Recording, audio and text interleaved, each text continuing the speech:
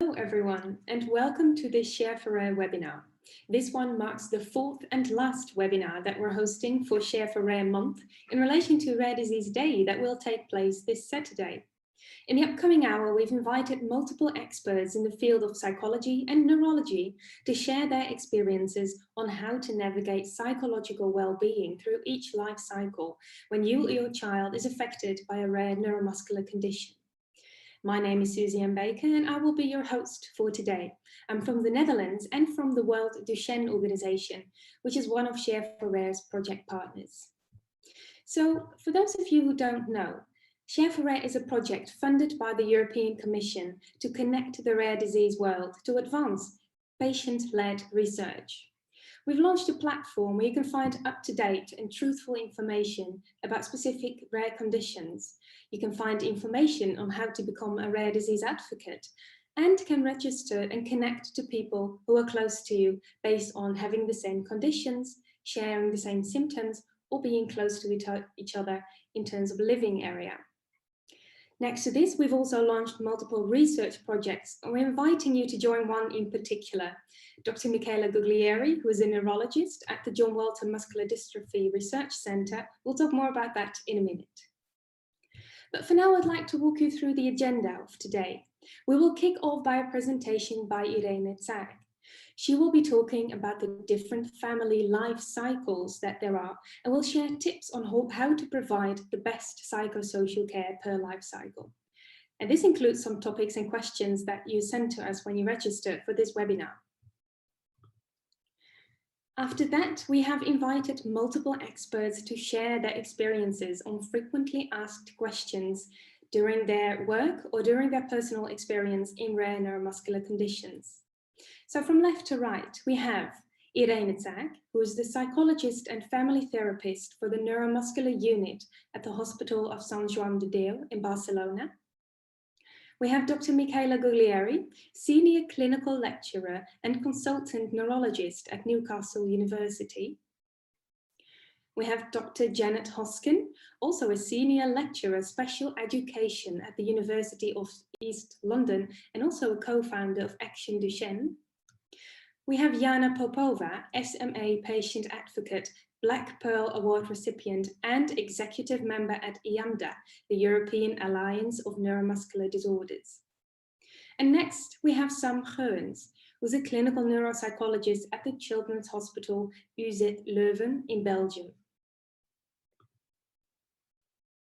Now, before I'd like to hand over the talking stick to Irene for her presentation, I want to let you know that we have this live chat function where you can ask your question.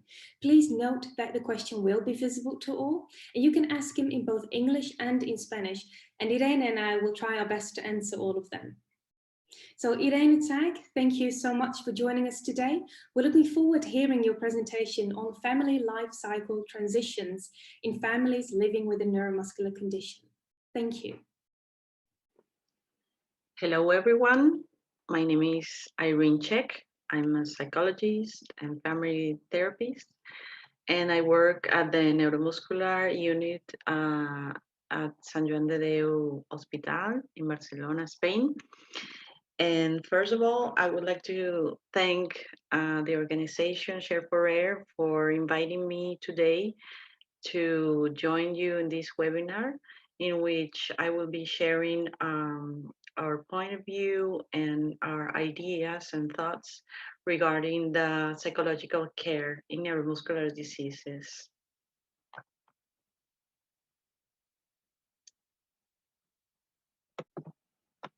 When helping and working with families and patients that navigate through illness and disability, we sure need a guide or a map to guide our steps. And for that, I want to share some basic concepts based on the ideas and theory of John Rowland, which I highly recommend this book. And that will help you organize the main subjects about illnesses and families taking in account all the variables that we need to know in each condition. For that, and as we work with a pediatric hospital, we will be focusing in the family life cycle, but sure, mainly in four of the stages, basically.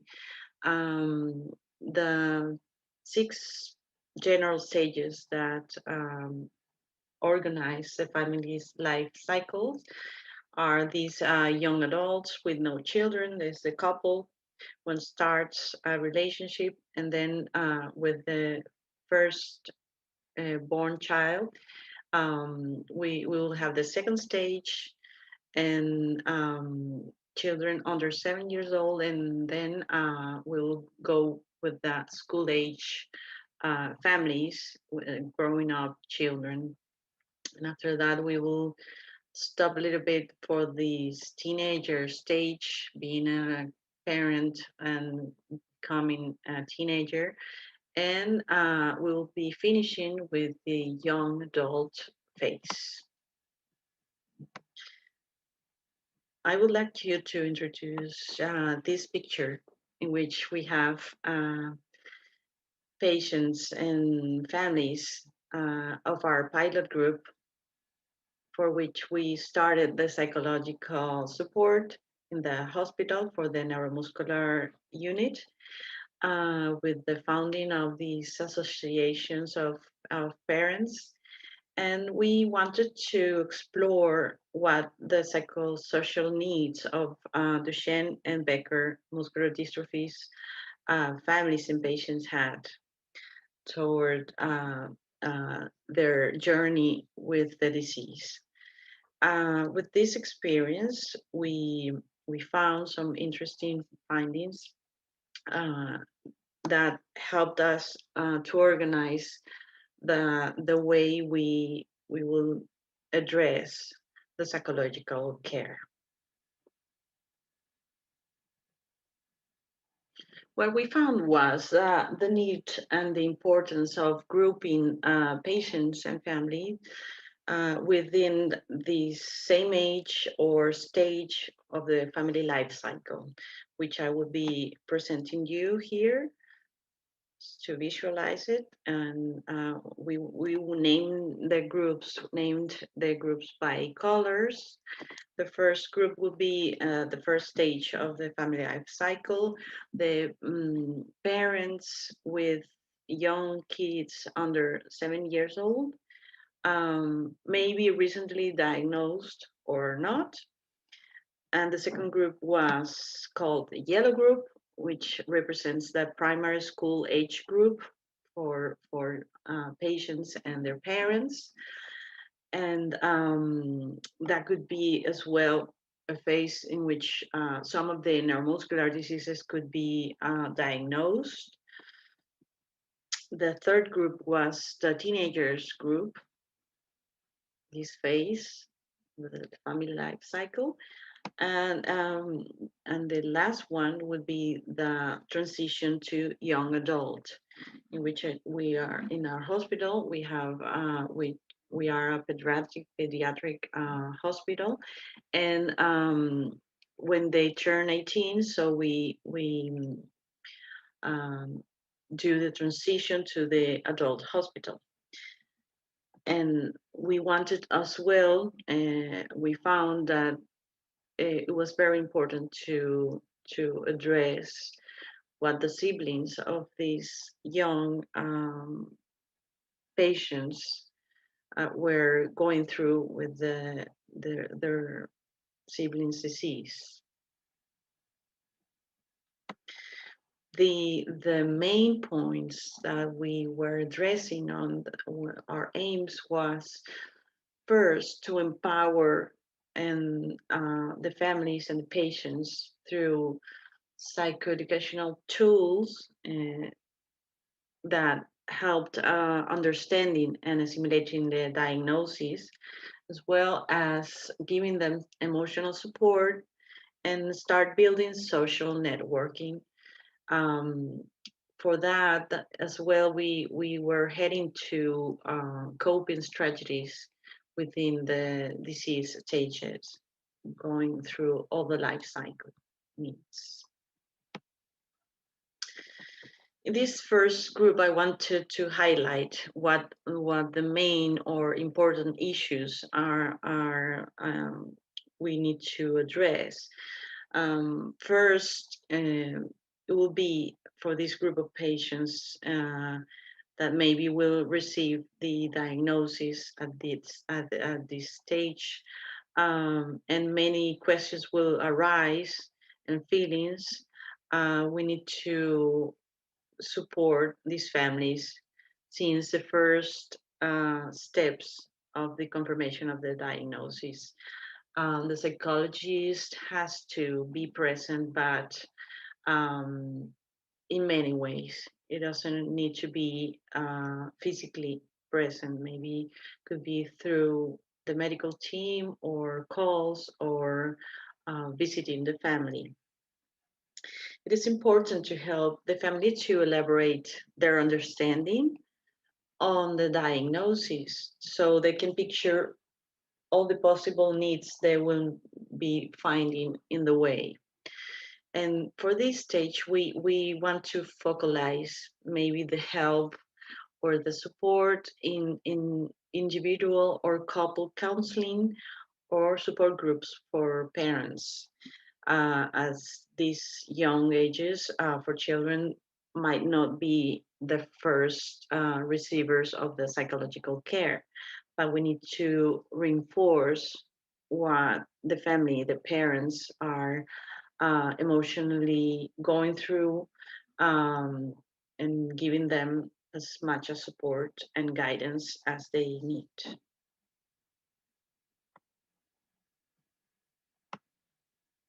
This second group, or yellow group, um, is a phase where we find that children might start asking questions, having the doubts about what's wrong with me. So these are very hard time for parents and adults surrounding the children to how to answer their questions or their needs or their fears, how to address them. So we need to find, along with the family and the school environment, what words could be very helpful to explain the symptoms in the time they arise, the curiosity or the question, and how to manage these emotionally and socially, which is a very difficult task, and it needs a teamwork. So my point of view is that we need to think about the systems of parenting and school and the specialist team, the unit, neuromuscular unit, to share information so we find a way to address these needs. And this stage is as well very important to develop skills, communication skills, as well as social skills toward diagnosis and prognosis, and to work around the parent-child bond um, that will be building around the physical and emotional needs. Uh, and for that, maybe we need to think in which case we need to maybe offer individual counseling or family counseling or maybe a support group. Now then we reach these youngsters, which are part of our groups, and they have many questions, no? And they have the curiosity about how people look at them and their mates. They're afraid maybe of social exclusion. Who wouldn't?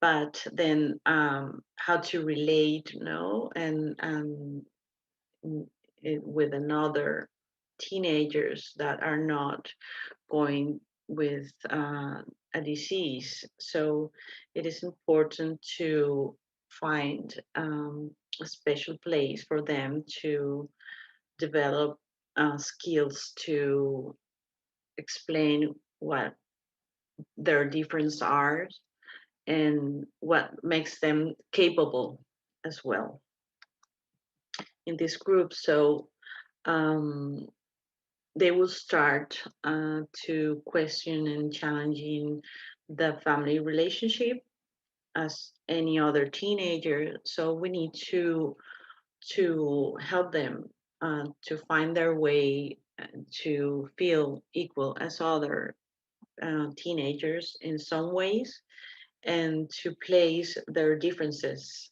as something that could add value to their friends and mates. So psychologists will be very helpful in finding, along with the family and school, what words as well to explain what emotionally and socially these youngsters are going to go through, depending on what the diagnosis could be. It would be maybe a difficult time of transitioning from to the wheelchair, or maybe in some cases confronting recent diagnosis and trying to figure out how to deal with the disease. For these three groups that we have talked, we think, and we started working on the idea of that we needed to do something as well, as a link or with the schools, because schools are a place where children find mostly all of their day and hours socializing and learning. So we found that should be interesting to exchange information with the schools. So we created last year a pilot group as well, a program called The Hospital Goes to School. And it is a sensibilization program about what physical, social, and emotional needs of neuromuscular conditions at school. What our aims of these programs is to bring practical information and relevant information to teachers and classmates, so they can understand and have the highlights of the most important things about what a progressive disease will look like in the profile of every patient that will be at school, and to provide and promote a better integration and prevent exclusion and bullying situations that as well we were aware that some of our children in our unit were going through. So we need to prevent and try to help in this way.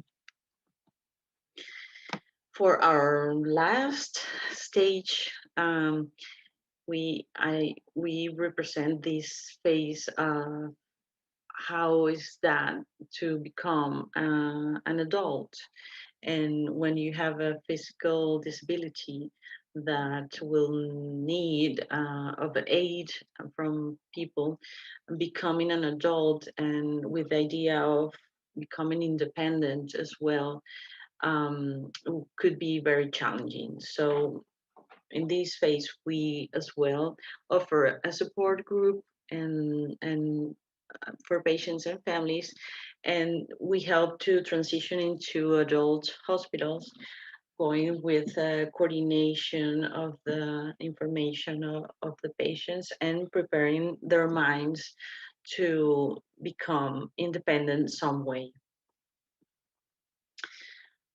To end this part, I will summarize with these PowerPoints. Um, how would be the functioning of the psychological care. First of all, the medical team that might recognize some need in their patients or families will do the step of talking to the psychologist. So exchanging their concerns regarding these needs, and after that we go for an assessment and exploration about those needs with the patient and their parents, or maybe only the patients, depending on the child's age. And for that, then we have many options, as we have commented before. Could be individual assessment, or maybe a family assessment or support groups, as well as the work we were doing with the schools for to exchange information and needs about the what the disease is like for this patient at school. And for last, um, one part that is really developing in neuromuscular diseases is what about expectation manages in clinical trials. So giving and the emotional support for these maybe long and tough path that they have to go through when they go for a clinical trial is a very important need that we need to address as well. So for this part, we will be answering some questions that maybe most of the people that is joining us today have gone through, and those are maybe basically four main groups of questions. What we find more frequently in our patients and families are issues regarding the diagnosis, communication, this process of giving the news or receiving the news, um, what to do about the disease progression and prognosis and treatment, all the questions that might arise toward this issue, and how to address roles and expectations, no, about the disease. Where do I fit? And for last, what about siblings?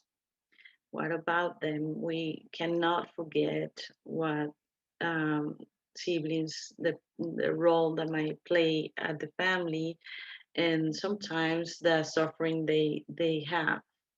So that would be another question that would be give some answers about our experience. A very important issue to talk about that arises many concerns is around the time of receiving the news of the diagnosis of the disease, which is very difficult time for the family, and is an important role that specialist and um, that will play in this part. So what do we need to think when we need to address this first step of the situation of the disease?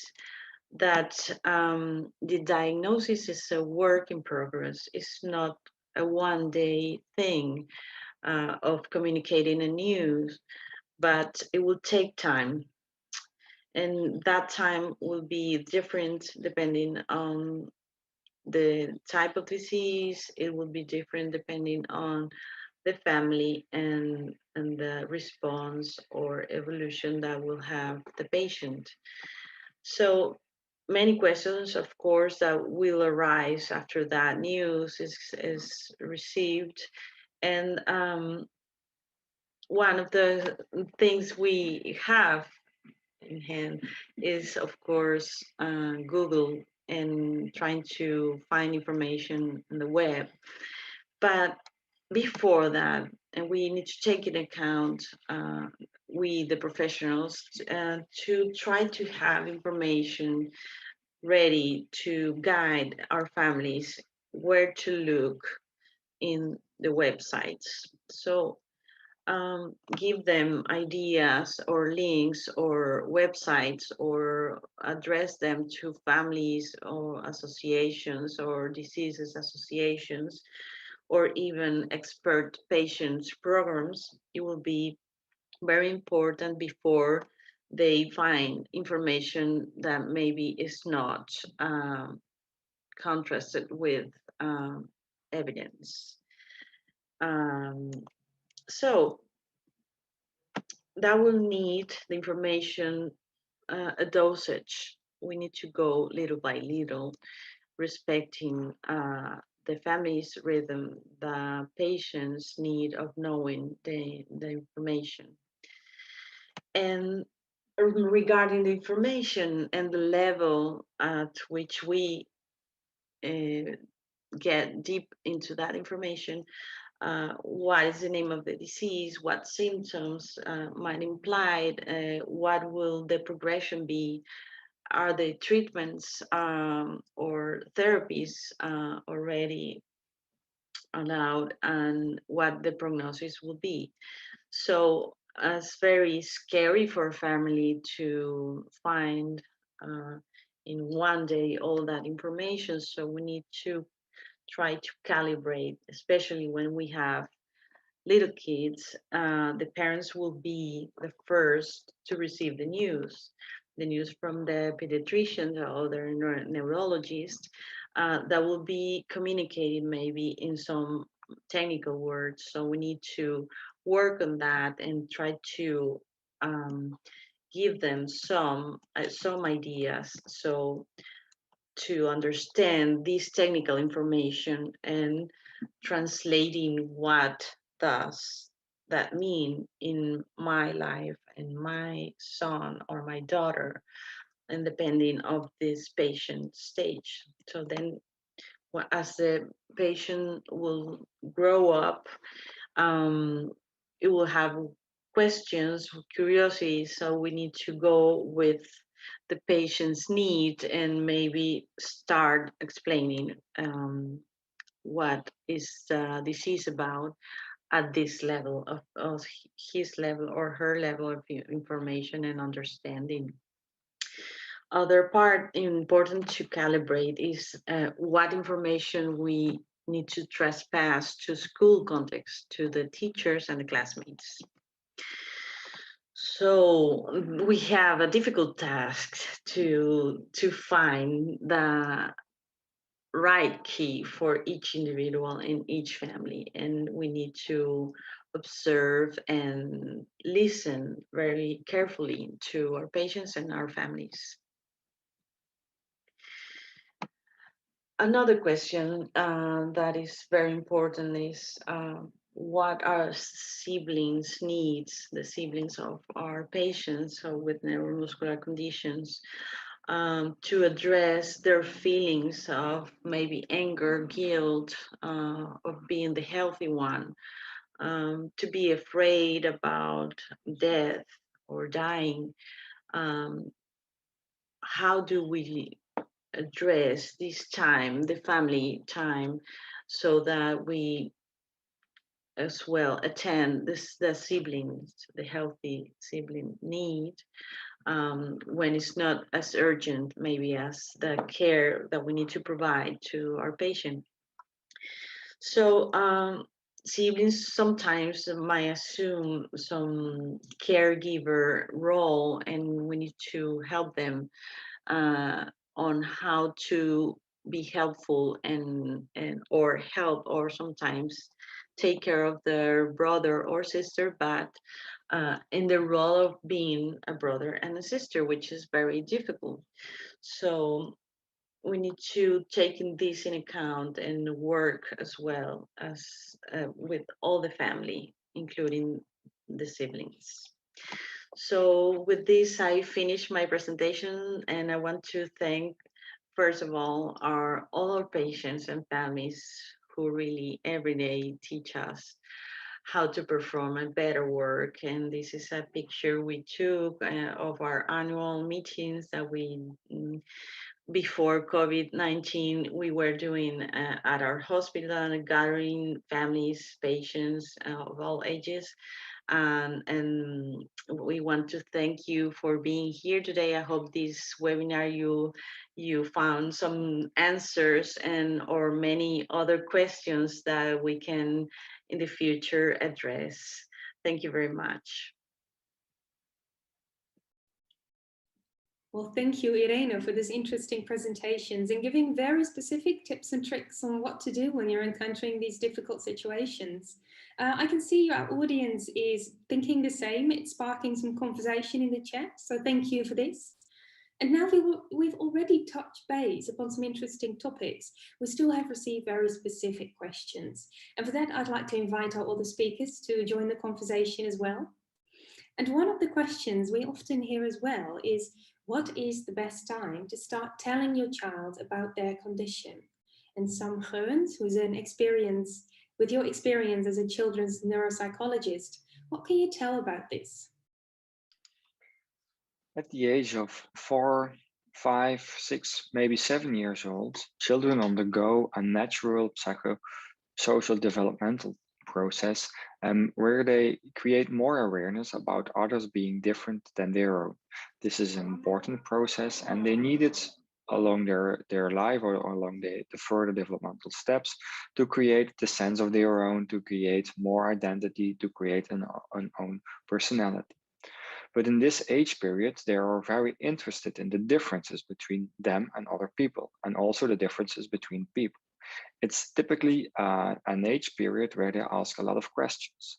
Why are girls girls? Why are boys boys? Why am I the fastest? Why is he? Why does he has another skin color, and so on? It's a very healthy process. They are very interested and curious, and they can ask a lot of questions. But when you have a neuromuscular disease or when you have a physical disability, of course, that's also a very visible differences, and they can question that as well. And sometimes, most of the times, that can be a period where children can ask typically very confronting questions and difficult questions for parents. It's very healthy. It's not a sign of that they are not psychologically well. So it's very healthy that they ask those questions, but it can be very hard for parents. And some examples of those questions can be, why can I not walk? Why do I have to go to the hospital? Why am I in a wheelchair? Am I going to die? And so on. So they typically focus on those things they see that are different with their peers. And sometimes they also give the sense that they find it very hard that they have to do a lot of things their siblings or their peers haven't to do.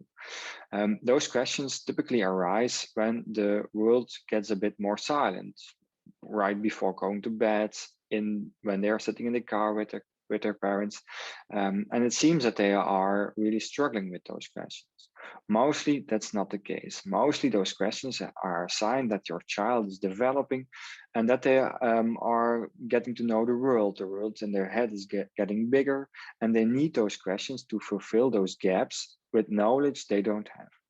For us as psychologists, that's an important moment, trying to explain the disease a child has.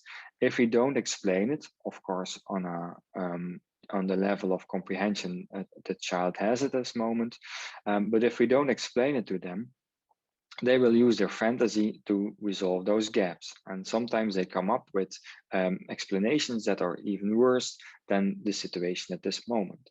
Of course, they don't need to know everything. They don't need to know things about prognosis. We have to comfort them at that age as well. And we have to learn them that we will do it together and that we are with them. But it's really important to explain what diseases are, what doctors are, how a body works, and that sometimes nature makes a mistake, and that sometimes some things doesn't work in a body, and we can explain that on a very simple, easy way to children at that moment.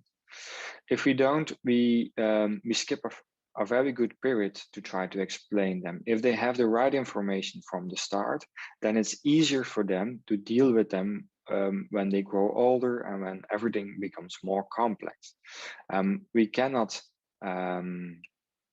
save them from the truth, but we can help them to handle the truth and to cope with it, with all the different things that comes with it. Too often we forget that when a child gets a diagnosis, it's mostly very young, at a very young age, and all the explanations is done to parents or to families and relatives. But when a child grows older, we too often forget that we also have to explain the diagnosis at their level of comprehension to the child as well. We have to repeat it. Otherwise, we just assume they know everything about it and they comprehend everything, but mostly they don't. So it's really important that at this age period, we try to explain the child what's going on so it can understand why it has to do all those things. Thank you, Sam, for your answer. And I specifically like the way that you underlined that although children ask these difficult questions, not per se because they're struggling with it, but more because they're trying to understand what's happening to their body and what's going on around them. So thank you for that. Another question that popped up in the chat as well is, when the child grows up, parents often find it difficult to motivate their child to go to school, especially when they're reaching these teenager years. They have the feeling that it doesn't matter anyway, and it's very confronting seeing their peers need less help and support. Sam, back to you. What are your thoughts on that? Of course, children with neuromuscular diseases also have the basic right for a proper education, going to school, meeting their friends, and becoming whoever and whatever they want. This sounds very naturally, but in reality, it's actually not as easy as it should be. Being in class, going to school, doing all those things that all the students do requires a certain level of physical independency. And children with neuromuscular diseases often have a physical disability and need more attention, help, and support from teachers, healthcare providers, and sometimes their parents. This can make going to a regular school a complex puzzle to make. However, it's very important that we do this that we have a plan on the long term, because otherwise, sometimes decision at a very young age for a child can have consequences in their furthest academic career. For example, if you decide that they don't have to achieve the goals of basic education, sometimes they cannot participate in more theoretical curriculums in high school or middle school. Other curriculums that are not that theoretical often have a very practical side. And this is a side where a lot of activities and moreover physical activities has to be done. And this is very difficult for children with neuromuscular diseases. So making a very good plan on the long term with all stakeholders, so teachers, schools, parents, but also healthcare professionals, is very important. Don't decide too early, or don't make choices that narrow the choices later on in life down, because otherwise only limited possibilities for children or for young adults are left, and they may get stuck in a curriculum they don't like, or they don't have a feeling to do, or where they don't belong.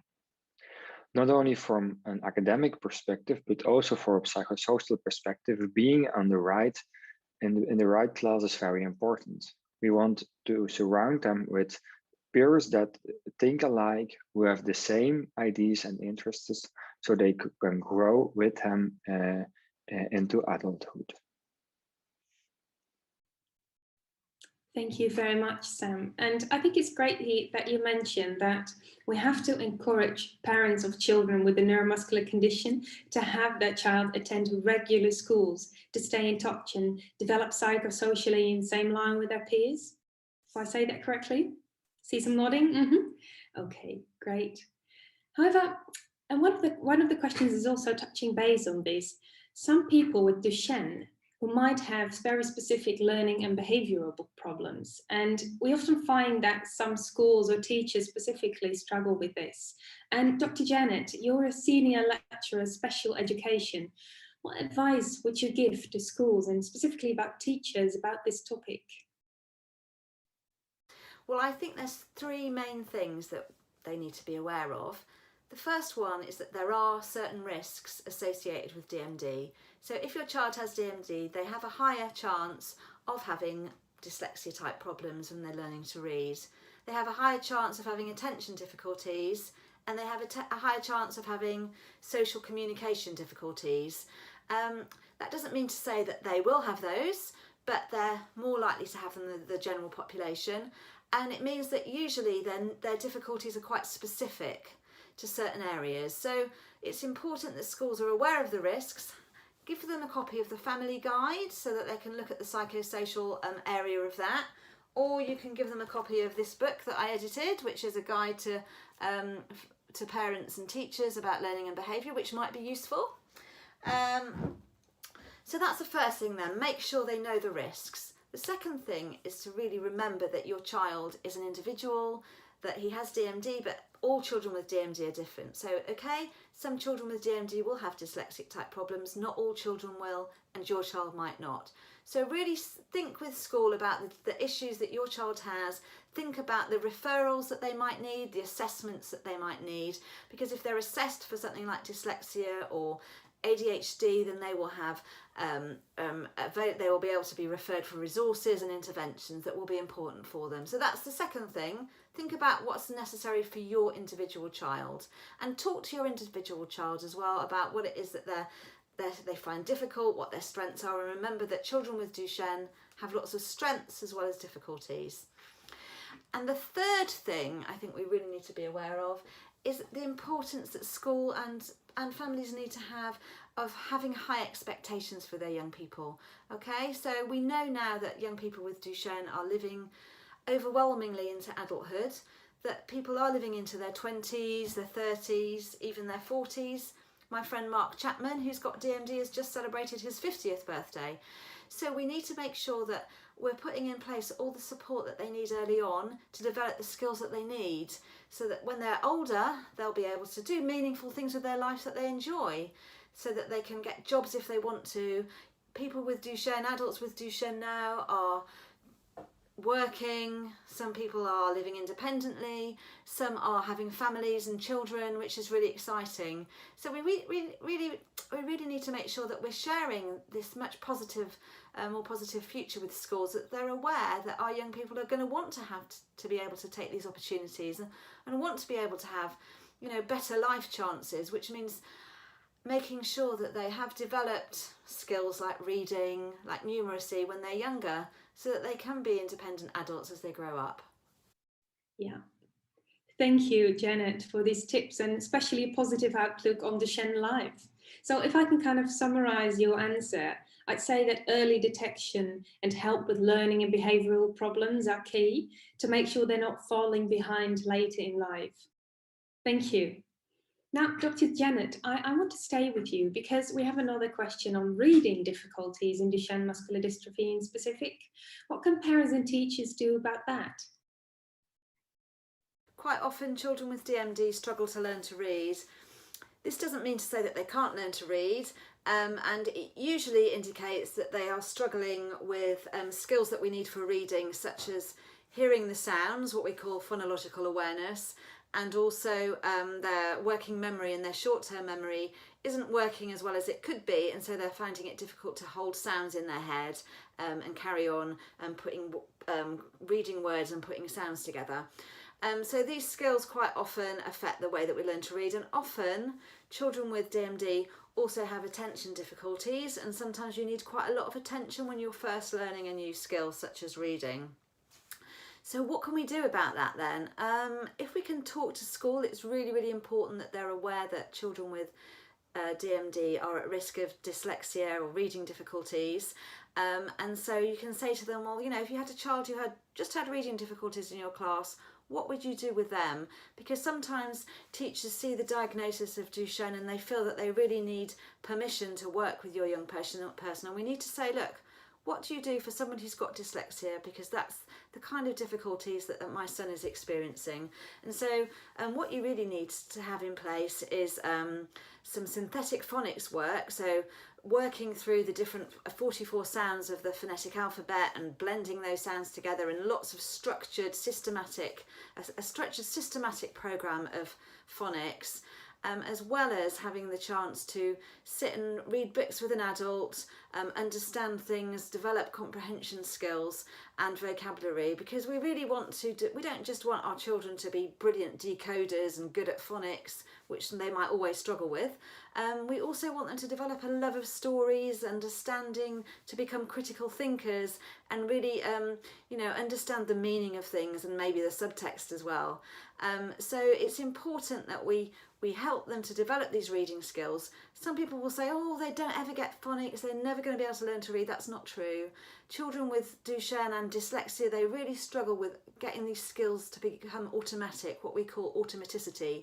So for them, they just need lots and lots and lots of overlearning of these phonics skills and lots of reading together as well, so that they can develop the skills effectively. And you'll see that actually, on the whole, young people with Duchenne often have loads of skills, loads of knowledge about things. They might know about every dinosaur, or they might know about every football club, or they might know all sorts of amazing information, but when it comes to reading them or writing them down, they really, really struggle. So it's about putting in place the right support to be able to do these skills. As far as writing's concerned, as much as possible, help them to develop their handwriting when they're young. But remember, as they grow older, there's lots of tech now that can be used. There's lots of assistive technology, lots of software that can be used to support them when they're writing, so that they can dictate to the computer. Thank you very much. And you name a very interesting topic as well, and that is that people should not automatically brush off any issues under the neuromuscular carpet and see it as something that cannot be fixed and is part of the condition itself. Because dyslexia and ADHD are quite common. There are many tools and interventions available to develop their reading and attention skills. Thank you. Now, we've been talking a lot about school and about education. However, there is a bigger group of people with a rare neuromuscular disorder that's growing bigger and bigger. This is the group of young adults and adults with a neuromuscular condition. And with this life cycle, there are so many new topics and themes that arise, especially when you graduate from school and you have to start looking for a job and you want to live an independent life. So for that, we've invited an experienced expert to talk about this. Please, Jana, it's an absolute honor to have you here. Please tell us more about yourself and your achievements, and especially what you want to tell parents and people with a neuromuscular condition about living your life independently. Hello everyone, my name is Jana Popova and I'm from Bulgaria. I'm very happy to be part of this interesting online session. Thank you for the invitation. Before I focus on the main topic of the session, let me briefly introduce myself. I'm 29 years old and I live in Sofia. I was diagnosed with spinal muscular atrophy, which is a rare neuromuscular disorder, in 1992. I have been active as a patient advocate since 2006. I'm a member of the Bulgarian Association for Neuromuscular Diseases and an executive committee member of the European Alliance of Neuromuscular Disorders Associations. At the beginning of 2018, I became a member of the EPF Youth Group. I'm also a PhD student in the field of media and digital communications at Sofia University, and in 2020, I had the great honor to become a recipient of the Arurdis Black Pearl Award. I'm interested in all aspects of patient advocacy, especially young patient involvement in different patient organizations, equal access to healthcare, and better inclusion in the global society. That is why I would like to share my personal thoughts on a few important questions. The first one is why it is important to reach out to young people. Young patients are young people and we deserve our place in the society and to live in friendly and non-biased community. Young patients may provide valuable contribution to the implementation and development of patient advocacy and its recognition on local and international level. We have the knowledge and experience which should be taken into consideration. That is why I believe that it is extremely important to involve more young patients in the work of patients' organizations and to present their needs to decision makers and other stakeholders.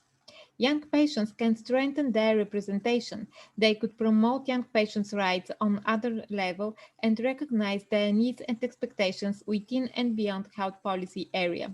Also, they could encourage better integration of young people with chronic conditions on the labor market, in the education field, and also in civil society in general.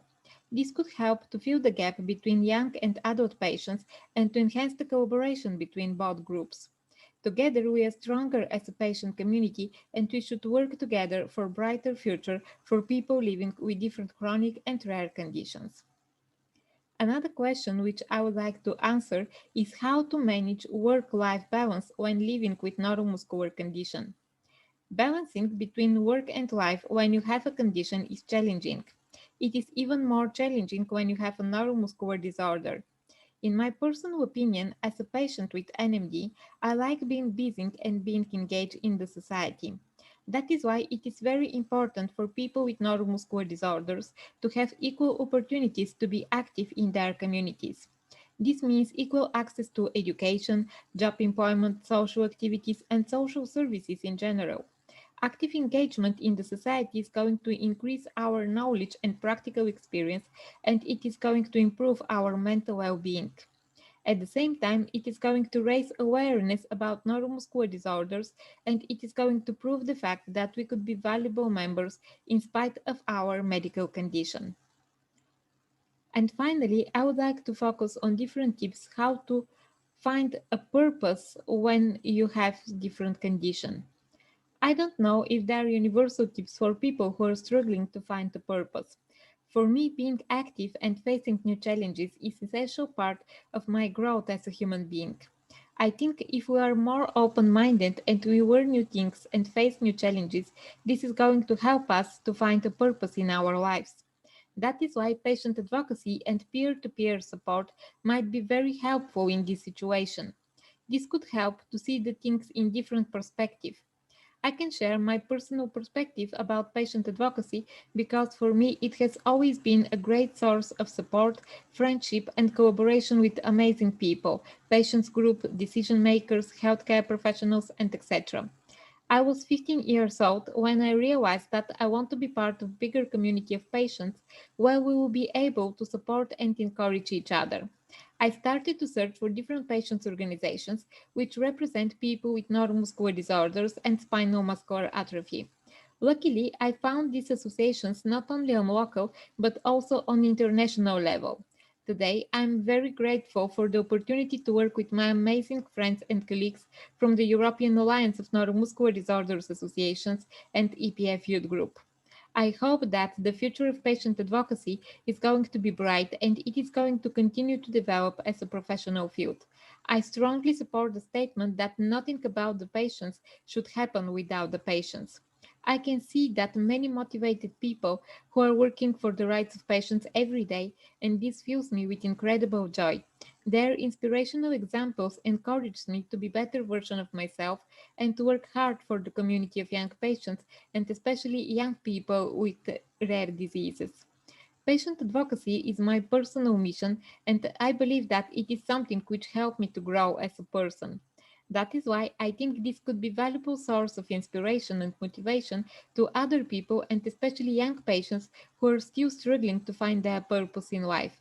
We are many, we are strong, and together we can cope with all issues related to our condition. So happy Rare Disease Day, and I really hope that together we are going to make valuable changes in the society. Thank you.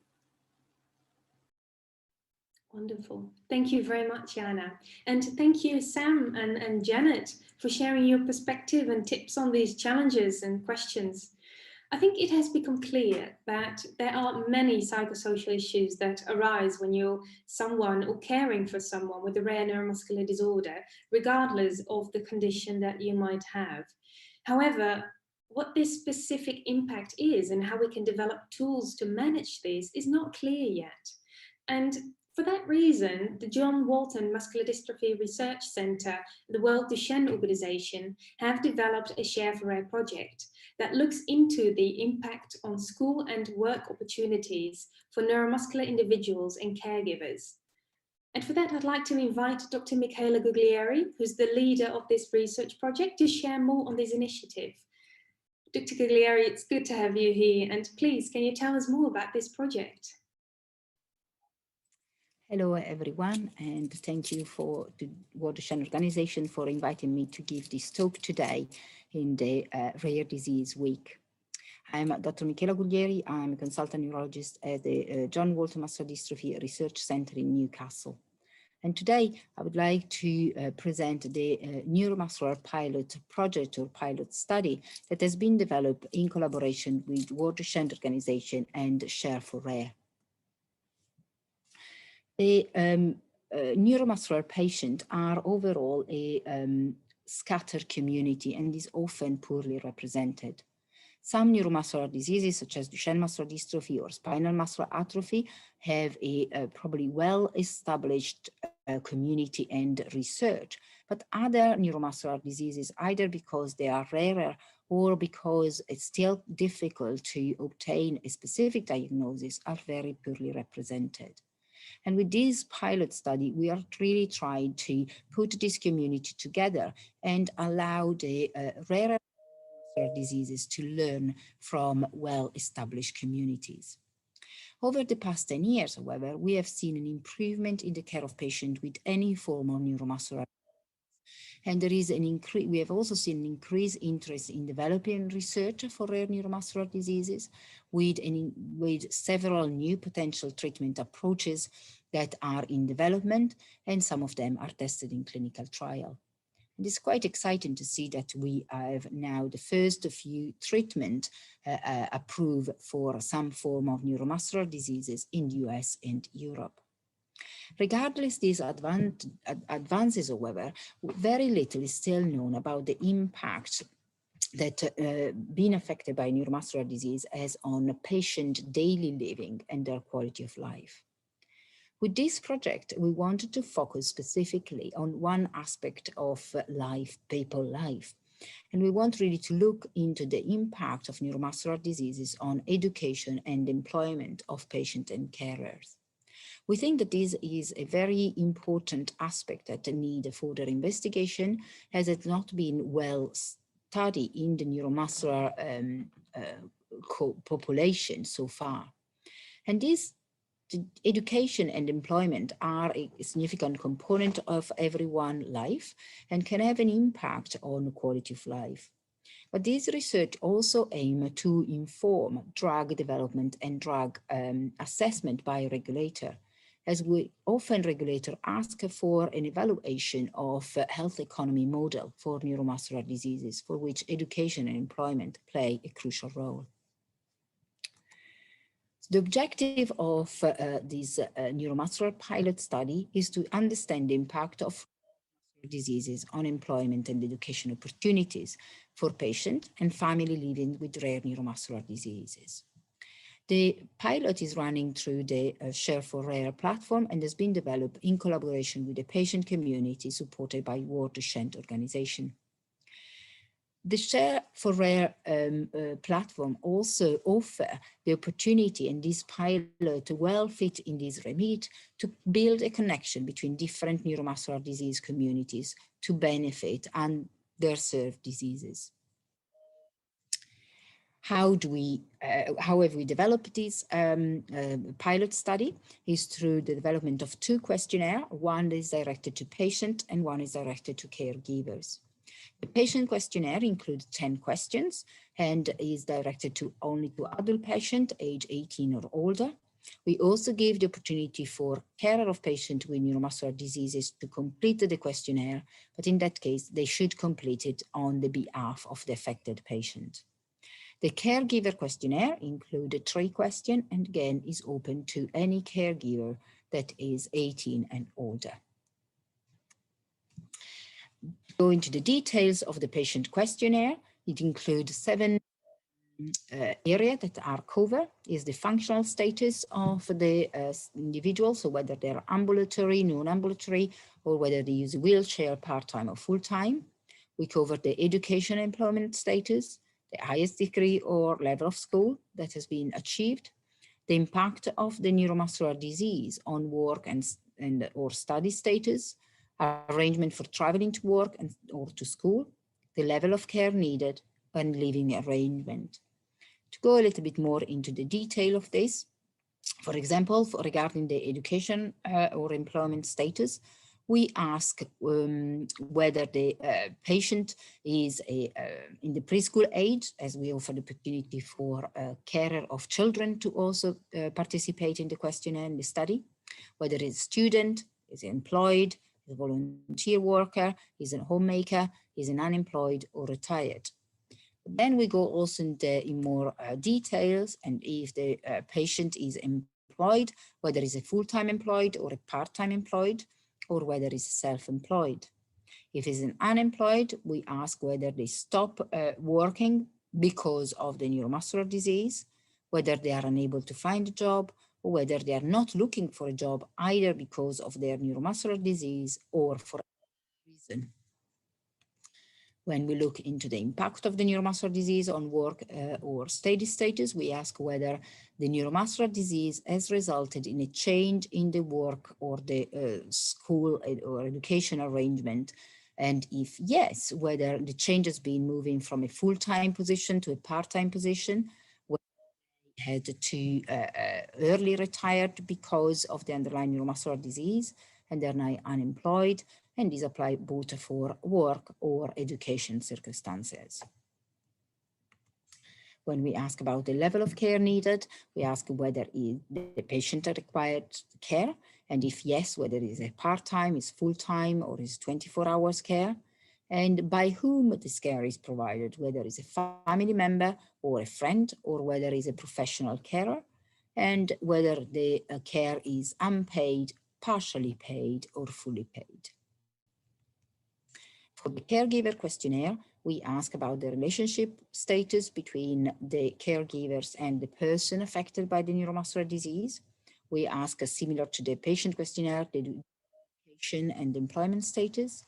And we also ask whether the neuromuscular disease affecting the person they are caring for has changed their work or study arrangement in a similar way as described before the patient questionnaire. Why is it important to participate in this pilot study? We really want to investigate something that we felt, and the patient community, in discussion with the patient community, we felt that has not been covered so far. Is really to make the needs of patient and family living with the neuromuscular diseases more visible. It's important to say that the pilot is being developed in collaboration with the Share4Rare and is currently available on the Share4Rare platform, which offer a unique opportunity to reach a wide range of patients with neuromuscular diseases. Will allow us to reach patients with different neuromuscular diseases, but also in patients that are currently living in different countries, in different region and different setting. And this will allow us to really evaluate whether the impact that the neuromuscular disease has on the education or employment opportunities for patient and their caregiver depend on the, for example, on the mobility status, or depend on the geographical region, depend on the underlying neuromuscular diseases, or whether there is no difference between diagnosis, but other factors play a more significant role. And that is exactly what we are aiming to look at as soon as we will have access to the result.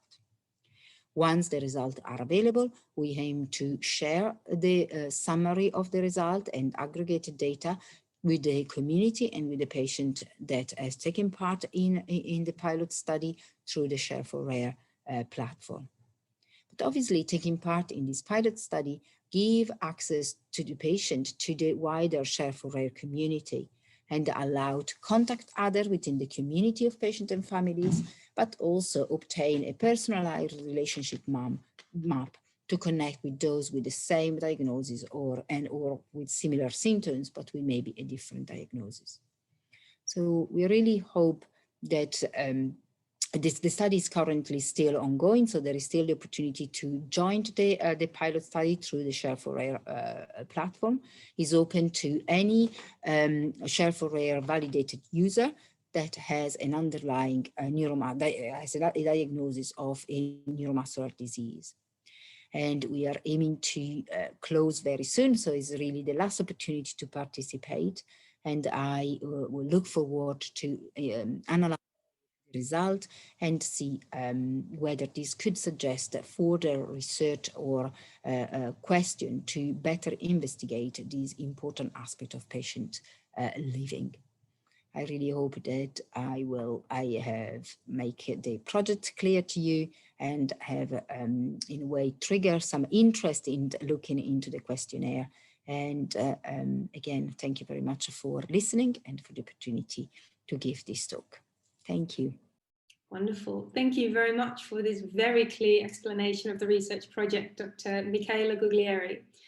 Now, for our listeners, I'm inviting you to register in Share for Rare and to join this research project, because together we collect a mountain of information that we can use to create a better future for all patients and caregivers living with a rare neuromuscular disease. Now, I'm putting the link to the page where you can find more information in the research project in the chat. And this full website is also available in Spanish, so simply click the arrow in the top right corner to switch to Spanish mode. So please take a look at this page, and there you can also find more information. And if you're interested in joining, just register by completing the form on the right side. And of course, if you have any questions or comments, please feel free to reach out to us on info@shareforrare.org or via our social media channels. And just like that, we've arrived at the end of our webinar. I'd like to give a big virtual round of applause to all our presenters and speakers for providing their expertise, their answers, and sharing their stories on some difficult topics. I hope you find this interesting webinar, and I hope you find it useful. Please feel free to share this webinar with anyone who might be interested. The recording of this webinar is available via the same link. And with that, I want to thank you, our listeners, to attend this webinar. Thank you for sharing your thoughts and your questions in the chat. If you have more questions or we didn't have the time to answer you, please send your question to info@shareforrare.org and we'll be sure to follow up. So for now, I'd like to wish you a very nice day. Stay safe and hopefully see you soon on the Share for Rare platform.